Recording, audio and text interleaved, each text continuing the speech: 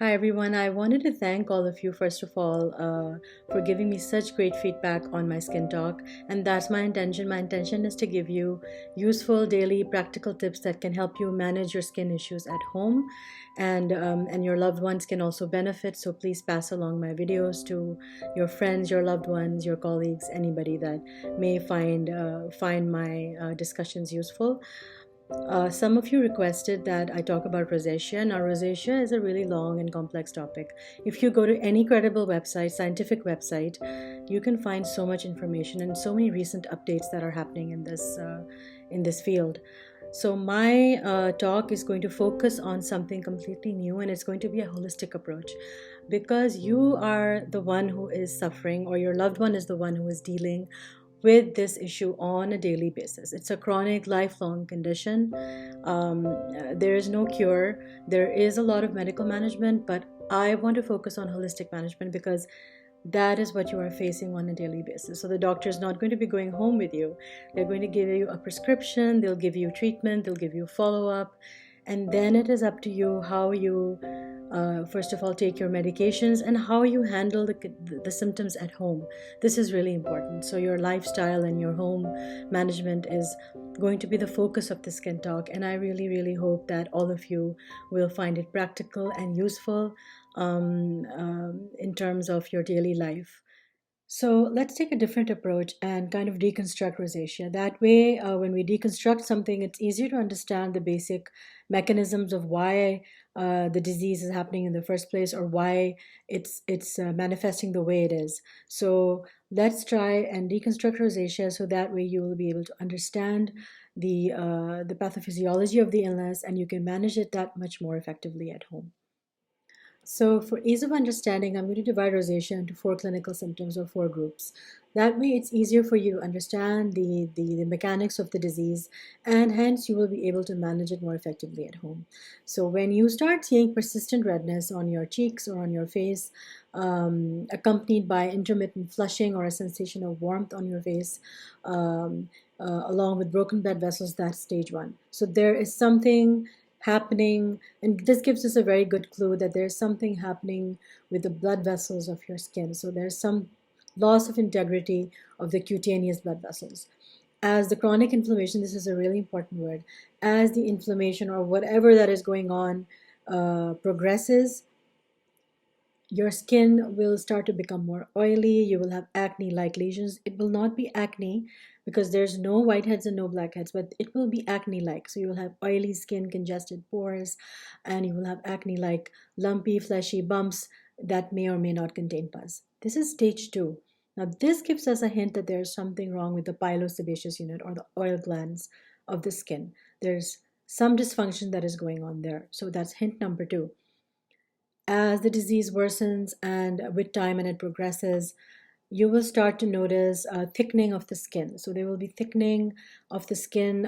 It'll become more stinging, and it'll become more hypersensitive, hyperreactive. This indicates to us that there's something wrong with the dermis. So now the dermis is involved. The disease has now progressed. It's gone down to the dermis. There is perhaps something wrong with the elastic fibers or the collagen, the arrangement of the collagen fibers. There's some kind of dysfunction going on, or degradation going on within the dermal unit, that is leading to thickening of your skin. That's hint number three.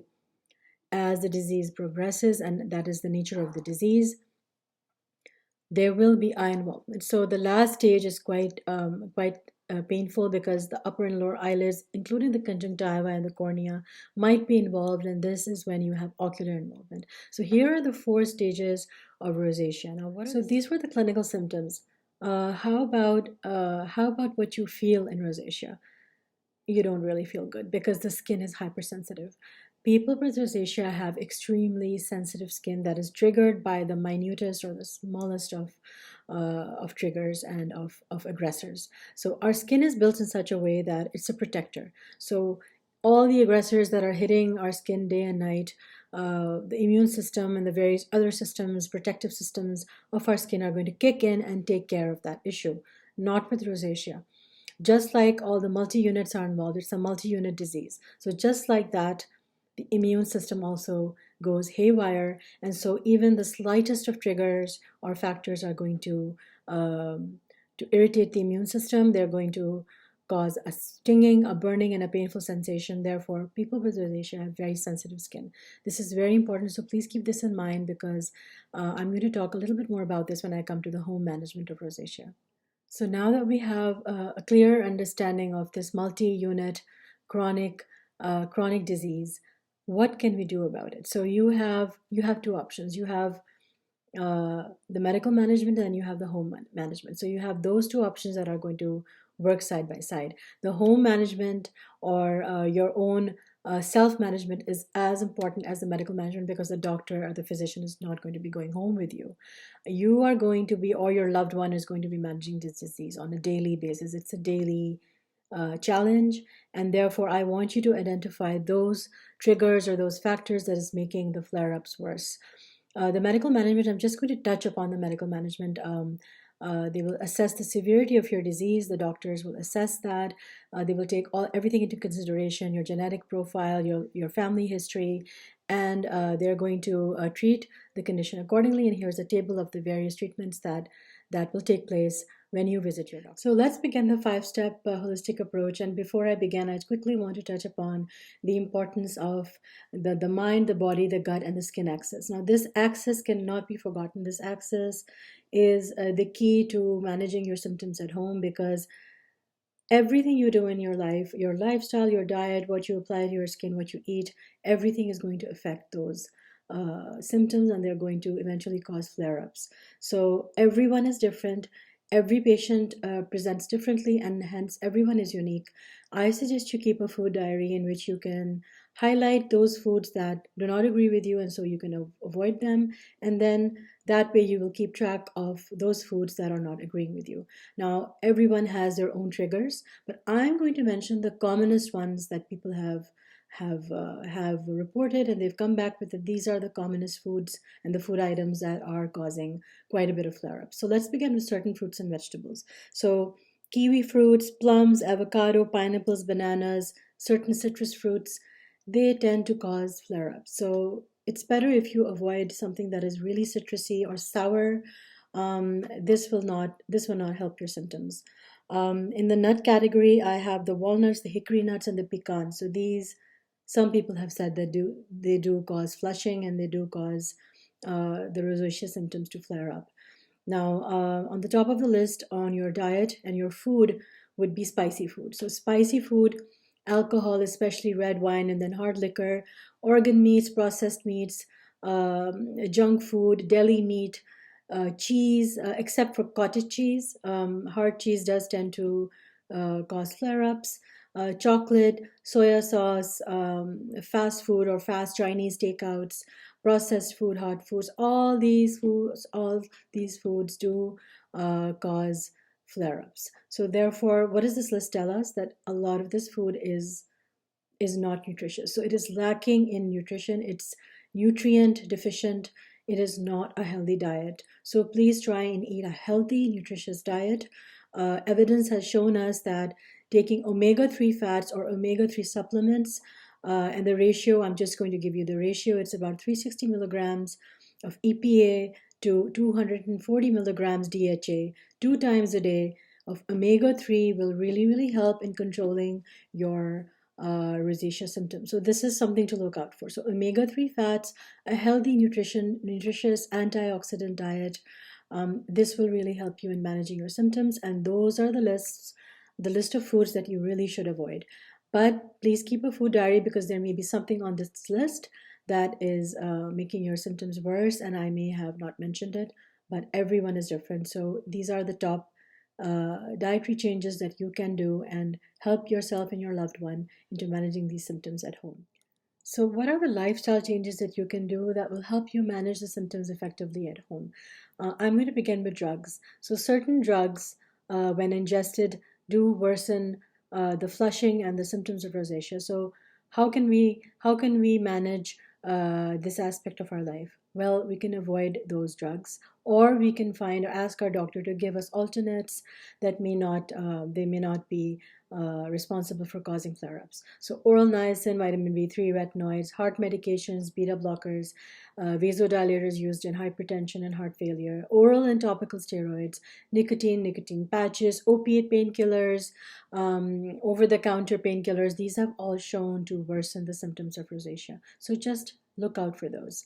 Next is going to be certain lifestyle changes. So hot baths, sun tanning beds, sauna, sun exposure, heat lamps, humidity, strenuous exercise, heavy lifting, chronic coughing, bodybuilding, extreme sports, even constipation. Sometimes even light exercise will worsen rosacea. So these are the things that you should avoid, because this is what people have come back with. This is the feedback that they have given, that this really makes rosacea, their symptoms and their flushing really worse. So it's better not to do these kind of activities, or maybe find an alternate lighter activity that doesn't warm up your body temperature as much as these do. So this is some minor lifestyle changes that you should look into, especially if you are suffering from stage 2, stage 3 rosacea.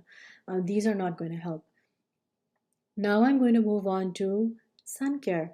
Sun care is, I would say, the most important thing that you have to look out for, because it is the most commonest triggering factor.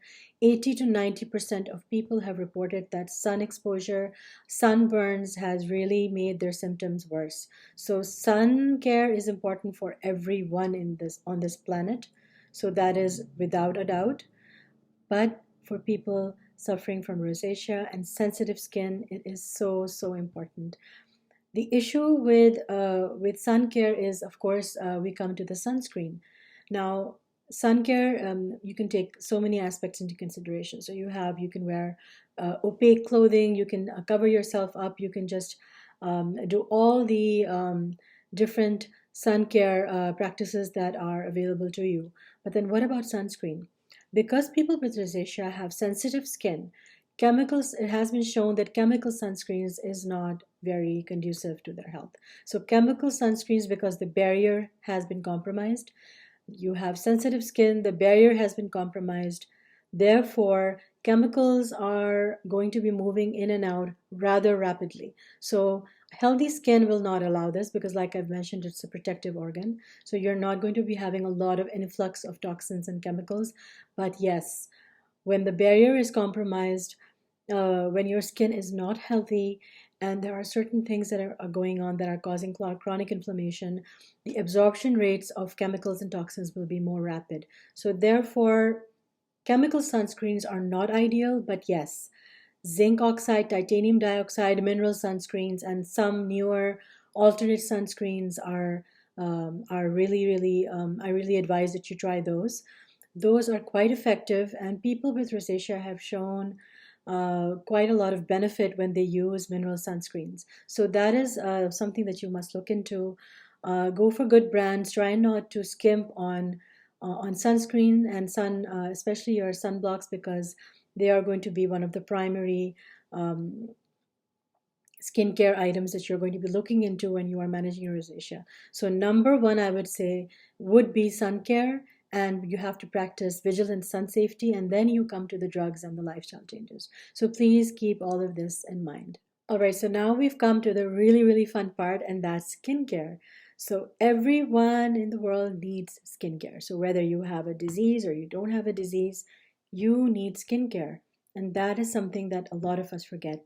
But in the case of a chronic skin disease, it's very different, because the barrier has been compromised. There is chronic inflammation going on. The skin has become very sensitive. There are certain microbes like Demodex, for instance, that are over proliferating. So we have to deal with a really difficult situation here.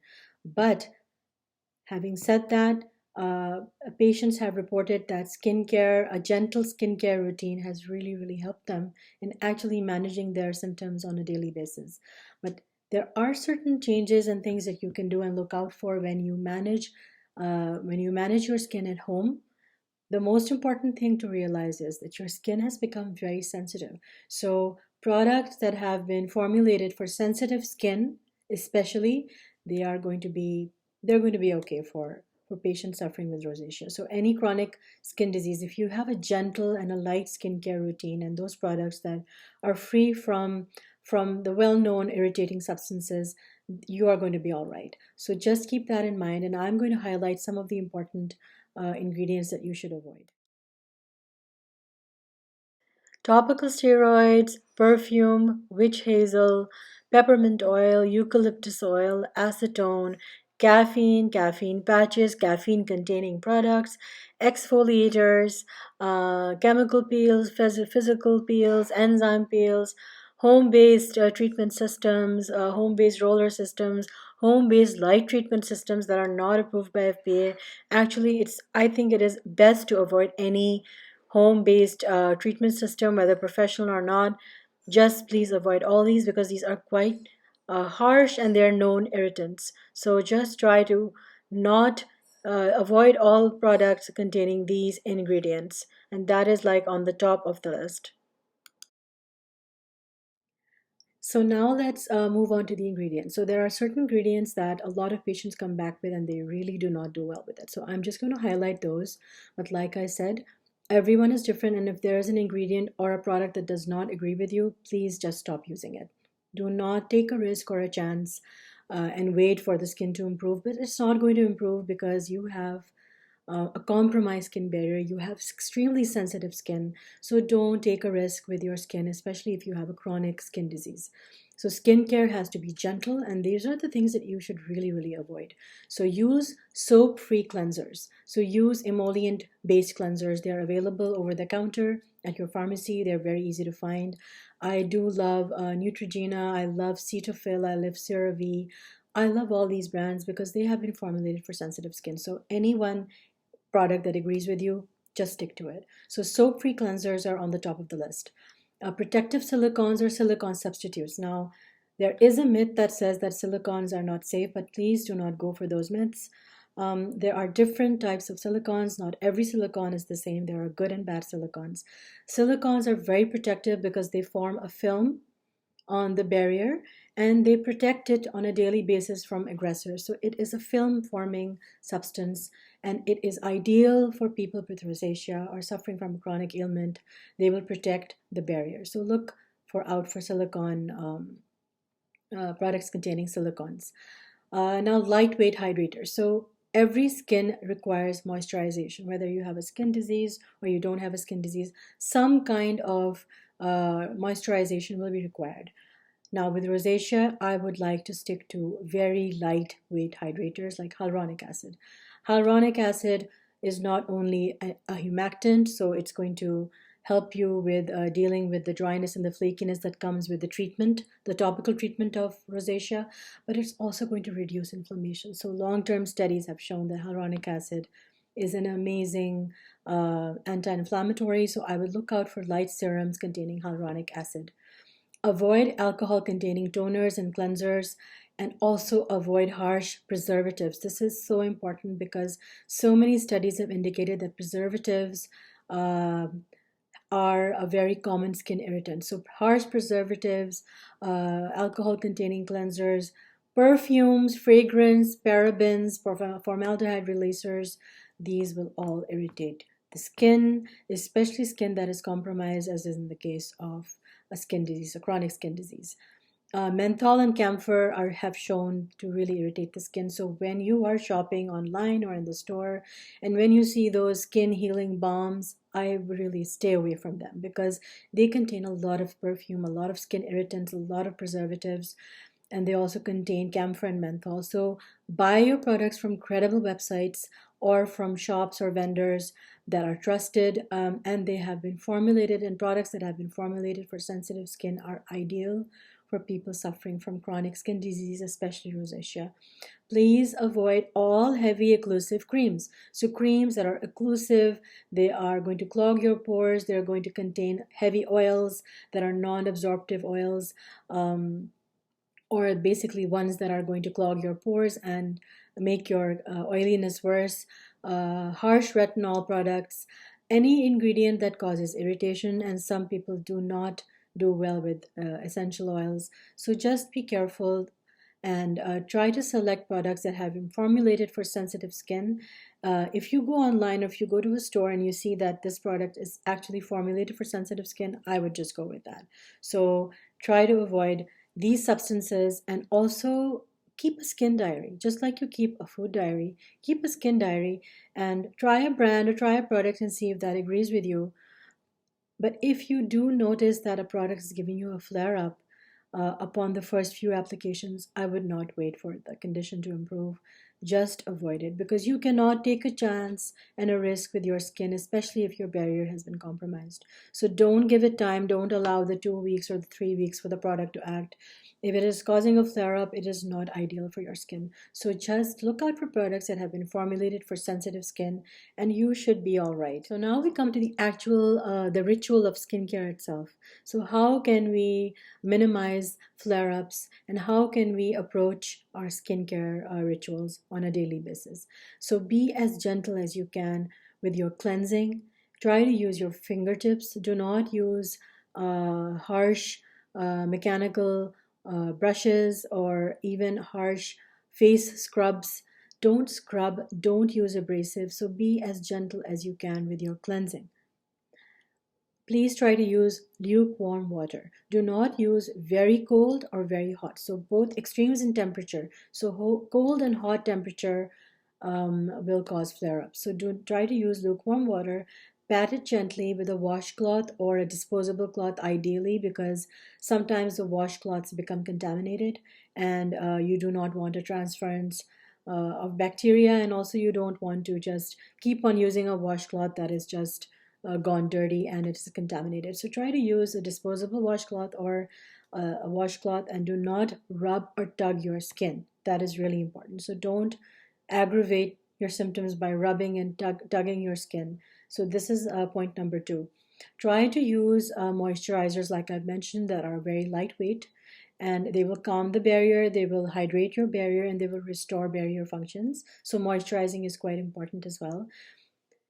No chemical or physical exfoliating treatments at all. So please do not use chemical, physical, enzyme, all those kind of exfoliations, skin rollers, home treatment systems. Just don't, please do not use those, because they are going to really make your flare ups worse.